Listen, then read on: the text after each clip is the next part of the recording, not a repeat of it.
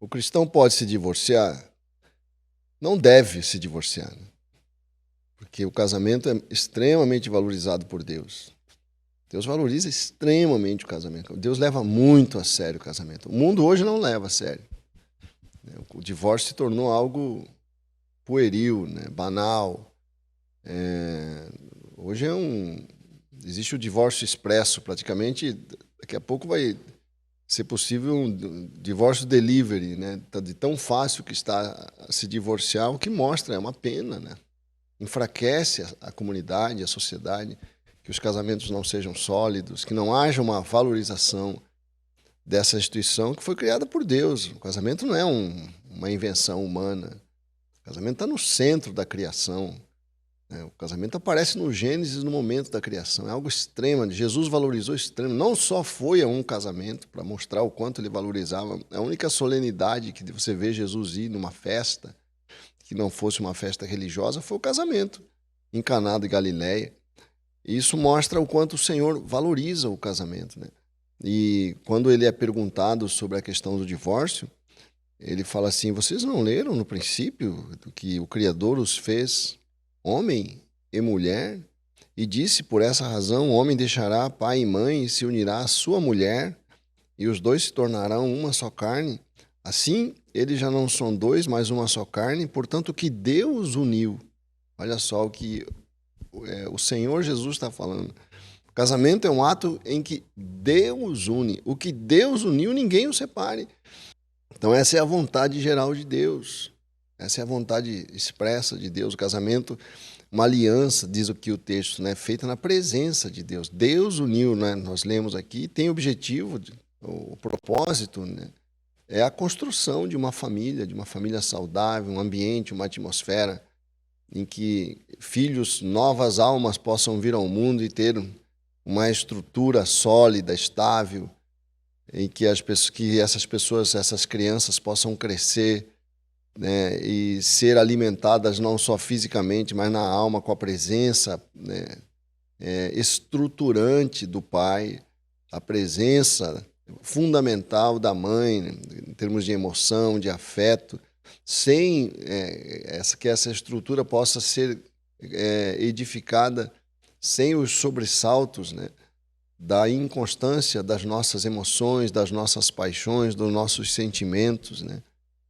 Hoje em dia as pessoas condicionam tudo ao chamado amor emocional, sentimental, e se esquecem que o amor é justamente esse sacrifício de eu dar a minha vida pelos meus filhos, pela minha esposa, pela minha casa, pelo meu lar. E o casamento expressa muito isso, por isso que a Bíblia fala que Deus odeia o divórcio. Nós lemos lá em Malaquias 2, a partir do verso 14, Deus fala assim: porque o Senhor é testemunha entre você e a mulher da sua mocidade. Acho muito forte esse texto. Quando a Bíblia diz que Deus é a testemunha do nosso casamento, Deus é testemunha dessa aliança. Não é uma aliança qualquer, não é uma aliança apenas humana, não é algo banal, pueril, né? Mas é uma promessa de fidelidade feita na presença de Deus. Deus diz aqui: porque o Senhor é testemunha entre você e a mulher da sua mocidade, e você não cumpriu a sua promessa de fidelidade, embora ela fosse a sua companheira, a mulher do seu acordo matrimonial. Não foi o Senhor que os fez um só? Novamente aqui a palavra que Jesus disse lá, né? Uma só carne, né? Em corpo e espírito eles lhe pertencem. E por que um só? Porque ele desejava uma descendência consagrada. Portanto, tenham cuidado, ninguém seja infiel à mulher da sua mocidade, porque eu odeio o divórcio, diz o Senhor, o Deus de Israel, e o homem que se cobre de violência como se cobre de roupas, diz o Senhor dos Exércitos. Por isso tenham bom senso, não sejam infiéis. Mas existem exceções.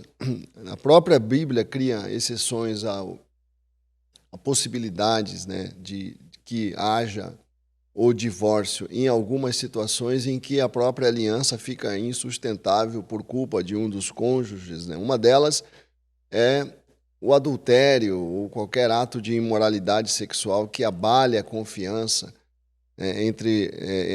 do casal. Jesus fala em Mateus 19, verso 9, eu lhes digo que todo aquele que se divorciar de sua mulher, exceto por imoralidade sexual, e se casar com outra mulher, estará cometendo adultério. Aqui nós temos uma exceção. A imoralidade sexual, o adultério ou outra imoralidade que possa acontecer, que um cônjuge cometa contra o outro, traindo ou coisa parecida, cria uma possibilidade, não uma obrigação, mas uma possibilidade, uma faculdade de que haja o divórcio. Embora possa haver o perdão também, nós conhecemos vários casos em que houve reconciliação, mas o cônjuge ofendido tem a faculdade de se afastar e de se divorciar. Paulo também cria uma exceção em 1 Coríntios 7:15, quando o descrente, o irmão, alguém é casado com uma pessoa incrédula e se converte, essa pessoa não quer permanecer, abandona. Nesse caso, essa pessoa que foi abandonada é livre para casar de novo. Diz lá em 1 Coríntios 7:15, todavia, se o descrente separar-se, que se separe. Em tais casos, o irmão ou a irmã não fica debaixo de servidão, quer dizer, não fica debaixo daquele jugo da aliança, né? Deus nos chamou para vivermos em paz. Nós também cremos que casos em que, mesmo a pessoa sendo crente, mas ela é violenta, abusiva, coloca em risco a integridade corporal da esposa ou dos filhos, um comportamento que começa a colocar em risco a própria existência da família, pode levar ao divórcio. Mas não pode ser qualquer incompatibilidade de gênio, qualquer desentendimento, qualquer sentimento, porque o amor acabou, ou coisas desse tipo, que muitas vezes no nosso mundo tem levado as pessoas ao divórcio, porque discutem, porque estão ofendidas uma com as outras, ou porque brigaram. Essas não são razões suficientes para você desfazer algo tão sério, tão profundo, tão belo, tão grandioso, tão nobre que o Senhor criou, né? Então, o divórcio nunca é o ideal. Às vezes ele é inevitável, como nós vimos aqui. Às vezes ele é uma questão de sobrevivência, mas só é solução nesses casos, quando for absolutamente inevitável, né? E muitos divórcios, porém, são evitáveis. E muitos irmãos estão se divorciando. Hoje em dia, a igreja enfrenta uma epidemia de divórcio.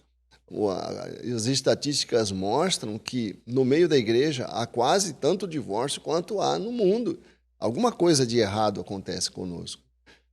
Nós precisamos renovar a nossa valorização do casamento como um ato de Deus que nos une no altar, em que Deus é testemunha, com um propósito magnífico, maravilhoso. Nós vamos falar um pouco sobre isso no próximo Pense e Creia, mas principalmente o que eu quero falar no próximo Pense e Creia é o seguinte: muitos divórcios são evitáveis, e muitos irmãos se divorciaram. Essa é a realidade. Esses irmãos que se divorciaram por razões não bíblicas, o que fazer nessa situação? Eles estão condenados, não poderão nunca mais se casar, essas pessoas não podem ser perdoadas. Esse é o tema do nosso próximo Pense e Creia.